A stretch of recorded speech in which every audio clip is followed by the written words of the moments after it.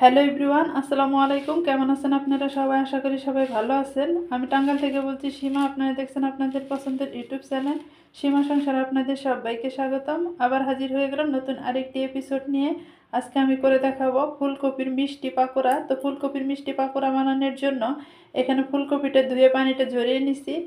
ভালো মতো ধুয়ে পানিটা ঝরিয়ে নিতে হবে। আর এখন আমি এটা সিদ্ধ করার জন্য সরাসরি চুলায় চলে যাব। জাস্ট একটু হালকা লবণ দিয়ে একটু পানি দিয়ে সিদ্ধটা করে নেব। হালকাভাবে সিদ্ধ করতে হবে, একদম কিন্তু গালিয়ে ফেলা যাবে না। তো সিদ্ধ করব। আর এখন এখানে আমি লবণ অ্যাড করে দিছি। রাইস কুকারে আজকে সিদ্ধ করে নেব আর হালকা একটু পানি দিয়ে নেব। পানিটা দিয়ে তারপর এখন রাইস কুকারে বসিয়ে দেব। আর লবণটা একটু মিক্সড করে দিতে হবে। এইভাবে ফিরে আসবো সিদ্ধ হওয়ার পর। তো কপিটা আমার সিদ্ধ হয়ে গেছে, দেখেন কীরকম করে সিদ্ধটা করে নিছি।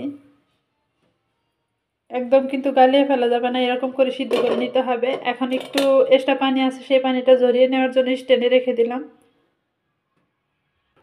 তো আমি ঠান্ডা করে নিচ্ছি আর আমারটা এরকম হয়েছে। এখন এখন এখানে অ্যাড করে দিব কিছু আস্ত জিরা।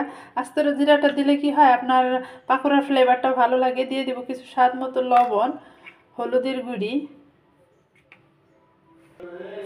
এখন এখানে অ্যাড করে দিব একটু জিরা বেটে নিছি, জিরা বেটে নেওয়া দিয়ে দিলাম। আর দিয়ে দিব কিছু রসুন বাটা। এগুলো সব আমি শিলপাটা বেটে নিছি। আর দিয়ে দিব কিছু কাঁচামরিচ। কপিতে কিন্তু ঠান্ডা জালই ভালো, বেশি একটা জাল হলেও কিন্তু ভালো লাগে না। দিয়ে দিলাম কাঁচামরিচ আর সাথে দিয়ে দিব পেঁয়াজ কুচি। পেঁয়াজ কুচিটা বেশি দিলে পাকোড়াটা ভালো লাগবে। তো এখন সবগুলো একসাথে মিক্সড করে নিব। হাত দিয়ে একটু চটকে চটকে মাখিয়ে নিব। আরও এখানে অ্যাড করে দিব কিছু পাউরুটি। এখানে আমি 4 পিস পাউরুটি নিয়ে নিছি। পাউরুটিটা প্রথমেই ভিজিয়ে নিতে হবে। ভিজিয়ে নিলে কি হবে, আপনার পাউরুটিটা নরম হয়ে যাবে। ভিজিয়ে তারপর চিপে নিতে হবে।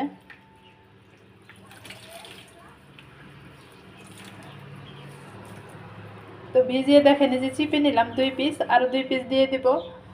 এগুলা কিন্তু পানিতে দেওয়ার সাথে সাথে ভিজে যায়, বেশি সময় নিয়ে কিন্তু আবার ভিজিয়ে রাখা যাবে না। পানিতে দিয়ে এপিট উপিট করে ভিজিয়ে নেবেন, নিয়ে পানিটা চিপে নেবেন। দেখেন আমি এইভাবে চিপে নিছি। তো এখন এখানে দিয়ে দিলাম আর সাথে দিয়ে দিব কিছু চাউলের গুঁড়ো। আপনারা চাইলে কিন্তু এখানে বেসনও দিতে পারেন বা কর্নফ্লাওয়ারও দিতে পারেন। তো আমি এখানে গুঁড়ি করে রাখা ভিজে চাউলের গুঁড়িটা দিয়ে দিলাম। এখন সবগুলো একসাথে মাখিয়ে নিব।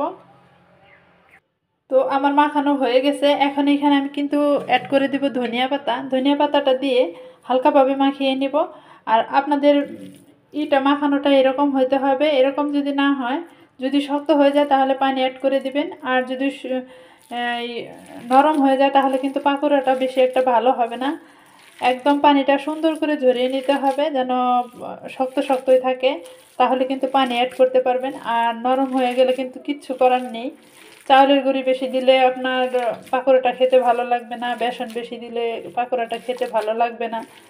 আর কি পরিমাণ দিবেন চাউলের গুঁড়ি সেটা আপনাদের কপির উপর ডিপেন্ড করবে, যে কপি যত নেবেন চাউলের গুঁড়িও সেইভাবে নিতে হবে। তবে মাখানোর পরে যেন এইরকম হয় সেদিকে লক্ষ্য রেখে তারপর আপনারা চাউলের গুঁড়িটা দিয়ে নেবেন। তো এখন এখানে আমি মাখিয়ে নিলাম। মাখিয়ে আমি এইভাবে মিষ্টি শেপগুলো দিয়ে নেব।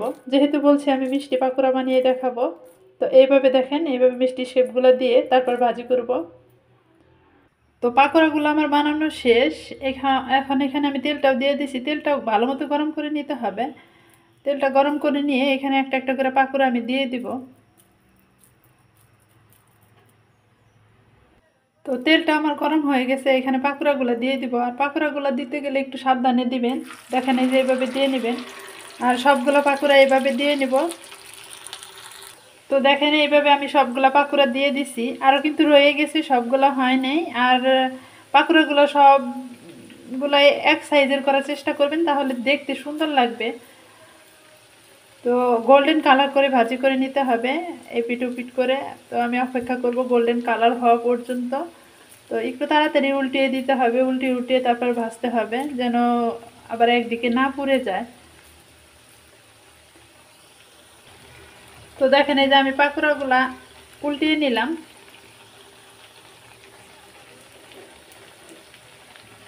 এরকম গোল্ডেন কালার করে ভাজি করলেই হবে। আর সবগুলো আমি একই রকমের করার চেষ্টা করছি বা একই সাইজের করার চেষ্টা করছি। এপিট ওপিট করে একটু লালচে কালার করে ভাজি করলে হয়ে যাবে। আর এখানে কিন্তু আপনারা পাউরুটিটা স্কিপ করতে পারবেন, আর কোনো কিছু স্কিপ করলে হবে না, পাউরুটিটা স্কিপ করতে পারবেন। আর কোনটার পরিবর্তে কোনটা দেওয়া যায় সেটাও তো আমি বলেই দিছি। চাউলের গুঁড়ির পরিবর্তে আপনারা বেসন দিতে পারবেন, কর্নফ্লাওয়ার দিতে পারবেন। আমার হাতের কাছে চাউলের গুঁড়ি ছিল, সেই জন্য আমি চাউলের গুঁড়িটাই করে নিচ্ছি। এপিট ওপিট হয়ে গেলে কিন্তু চুলাই থেকে নামিয়ে নিতে হবে। আর এটা আমার প্রথম ব্যাচ, তারপরে কিন্তু দ্বিতীয় ব্যাচও দিয়ে নিতে হবে। তো আমার প্রথম ব্যাচ হয়ে গেছে, এখন চুলাই থেকে উঠিয়ে দ্বিতীয় ব্যাচ দিয়ে দিব।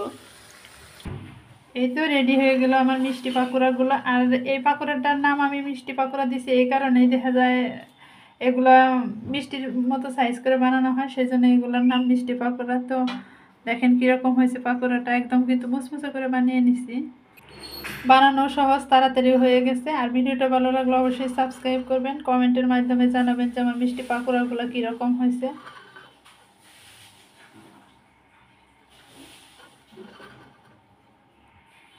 তো আজকের মতো এই পর্যন্তই। আসসালামু আলাইকুম, আল্লাহ হাফিজ।